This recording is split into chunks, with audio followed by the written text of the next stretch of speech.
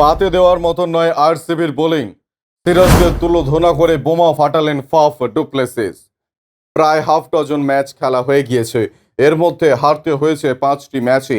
Of ফর্মে থাকা মুম্বাই ইন্ডিয়ান্সের কাছে বৃহস্পতিবার রাতে শোচনীয়ভাবে হার হজম করতে হয়েছে ফাফ ডুপ্লেসির হেভিওয়েট আরসিবিকে। ওয়াংখেড়েতে ব্যাট হাতে প্রায় 200-র কাছে তুলে দিলেও আবারও বল হাতে সিরাজ টাপলিরা বেধড়ক পিটুনি সহ্য করেছেন। ঈশান কিষান সূর্যকুমার যাদবের ব্যাটিং তাণ্ডবের সামনে 27 বলে বাকি থাকতেই 197 তুলে দিয়েছে মুম্বাই। এরপরে আরও একবার আরসিবির বোলিং নিয়ে প্রশ্ন উঠে গিয়েছে। ম্যাচের পর দোষারোপের খেলায় মাতলেন ক্যাপ্টেন ফাফ ডুপ্লেসিও। একদম চাচাচলা ভাষায় বলে দিলেন, ব্যাটিংয়ের দৃষ্টিভঙ্গি থেকে বলতে চাই, আমাদের 200 পার করা উচিত ছিল। বল হাতে আমাদের কোনো অস্ত্রই নেই, তাই ম্যাচ জিততে হলে ব্যাটিংই আমাদের ভরসা। আরসিবির সমস্ত বোলাররাই বৃহস্পতিবার ওভার পিছু 10-এর বেশি রান দিয়েছে।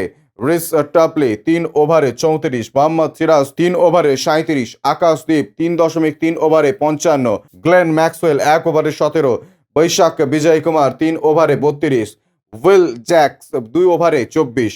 রাগঢাক না করে ডুপ্লেসির বক্তব্য, বোলিংয়ের দৃষ্টিকোণ থেকে বলতে চাই, আমাদের প্রস্তুতির ঘাটতি রয়েছে। বোলিংয়ের ভেদ শক্তির অভাব রয়েছে আমাদের। পাওয়ার প্লের মধ্যে বিপক্ষে 2-3 উইকেট তুলে ফেলা উচিত। পাওয়ার প্লের প্রথম 4 ওভার পরেই মনে হচ্ছিল আমরা ব্যাকফুটে চলে গিয়েছি। বোলিংয়ের ব্যর্থতা ঢাকতে ব্যাটিংকে বাড়তি দায়িত্ব দেওয়ার কথা বলেছিলেন আরসিবির প্রোটিয়াস ক্যাপ্টেন। সরাসরি বলে দিয়েছেন 215-220 তুলতে হতো স্কোরবোর্ডে। 190+ রান কোনোভাবেই পর্যাপ্ত নয়।